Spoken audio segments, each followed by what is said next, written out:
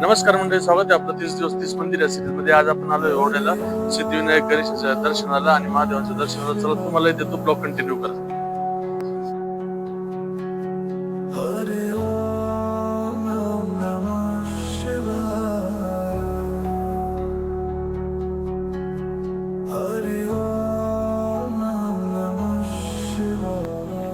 हे आहे ओढा येथील सिद्धिविनायक महागणपती मंदिर.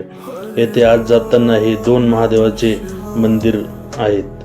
खऱ्या अर्थाने हे मंदिर भगवान गणेशाला समर्पित एक प्रसिद्ध मंदिर आहे, जे विशेषतः त्याच्या उजव्या वाहणाऱ्या सोंडेसाठी ओळखले जाते. हे मंदिर नाशिक शहरापासून सुमारे 12 किलोमीटर अंतरावर गोदावरी नदीजवळ आहे.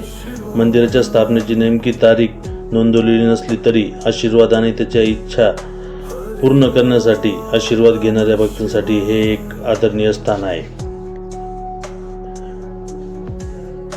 ओढा येथील सिद्धिविनायकाच्या मूर्तीला प्रसिद्ध मुंबई सिद्धिविनायक मंदिराप्रमाणेच उजव्या बाजूचे सोंड आहे, जो शुभ आणि दुर्मिळ मानला जातो.